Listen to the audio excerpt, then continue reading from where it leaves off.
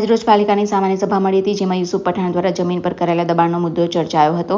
સયાજીગંજ વિધાનસભાના ધારાસભ્ય અને કાઉન્સિલર કેવ રોકડિયા દ્વારા સભામાં મુદ્દો ઉઠાવતા અત્યાર સુધીનું ભાડું વસૂલવા અને દબાણ દૂર કરવા જલ્દીથી કાર્યવાહી કરવા સૂચન કર્યું હતું। તેમણે જણાવ્યું કે 2012માં આ જમીનની માંગણી યુસુફ પઠાણ દ્વારા કરવામાં આવી હતી। 2012માં જ વેલ્યુએશન કરવામાં આવ્યું છે।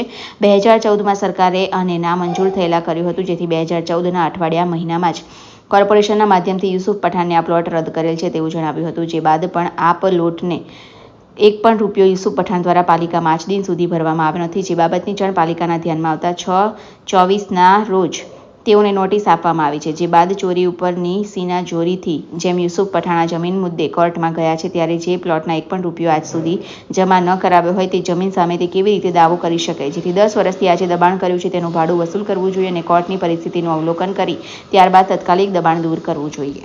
2012માં યુસુફ પઠાણે એ TP-22 FP-90ની જગ્યાની માગણી કરી હતી। 2012માં જ તેનું વેલ્યુએશન 57,270 રૂપિયા પ્રતિ ચોરસ મીટર કોર્પોરેશને ઠરાવ્યું હતું।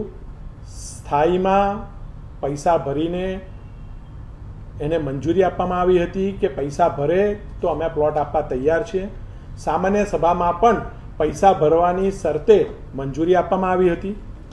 રાજ્ય સરકાર પાસે 2013માં, કારણ કે આ પ્લોટ ખાસ કિસ્સાની અંદર ડાયરેક્ટ ફળવાતો હોય, કોઈપણ પ્રકારની હરાજી વગર ફરવાતો હોય, સરકારની મંજૂરીમાં મૂકવામાં આવ્યો હતો। 2014માં સરકારે આ પ્લોટની મંજૂરી આપી ન હતી, નામંજૂર કરવામાં આવ્યો હતો અને 8મા મહિનામાં 2014માં યુસુફ પઠાણને કોર્પોરેશનના માધ્યમથી પત્ર પાઠવીને આ પ્લોટની ફાળવણી રાજ્ય સરકારે રદ કરી છે અથવા મંજૂર કરી નથી એવું પણ જણાવી દેવામાં આવ્યું હતું। યુસુફ પઠાણે એક પણ રૂપિયો આ પ્લોટ પેટેનો આજ દિન સુધી ભર્યો નહોતો।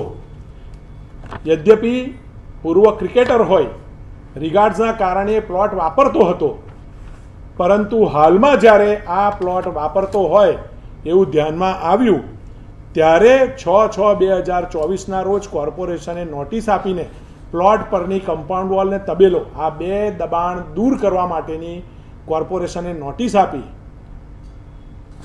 આ તો ચોરી ઉપર છે સીના ચોરી, અને એ ભાઈ કોર્ટમાં ગયા અને કોર્ટમાં જઈને આ પ્લોટ પર રાજ્ય સરકાર કેવી રીતે ના મંજૂર કરી શકે?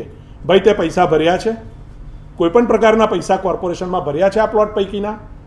અને આ પ્લોટનો દાવો કરે છે અને કોર્ટમાં એવી રજૂઆત કરે છે કે હું TMCનો મેમ્બર ઓફ પાર્લામેન્ટ બન્યો એટલા માટે મારી જોડે ખોટું વર્તન કરી રહ્યા છે। જો આવું કંઈ પણ ધ્યાનમાં હોત તો આ ઇલેક્શનનો દેશવ્યાપી મુદ્દો હતો। આવું કોઈ પણ વર્તન એ ભારતીય જનતા પાર્ટીની સરકાર કે કોર્પોરેશન કરતી નથી। માત્ર મેરિટના આધાર પર પ્લોટના પૈસા ભરાયા નથી, સરકારે પ્લોટની ફાળવણી નામંજૂર કરી છે, આમ છતાં 10 વર્ષથી પ્લોટ પર પોતાની કમ્પાઉન્ડ વોલ બાંધીને દબાણ કર્યું છે અને ઉપરથી કોર્ટમાં જાય છે। એટલે કહ્યું ચોરી ઉપર છે સીના ચોરી।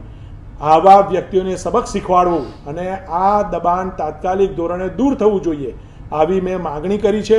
અને કોંગ્રેસના કાઉન્સિલરે પણ સૂર પુરાવતા એની જોડે ભાડું વસૂલ કરવું જોઈએ 10 વર્ષનું, એવી પણ અમે માગણી કરી છે। કોર્ટમાં મુદ્દો મૂક્યો છે।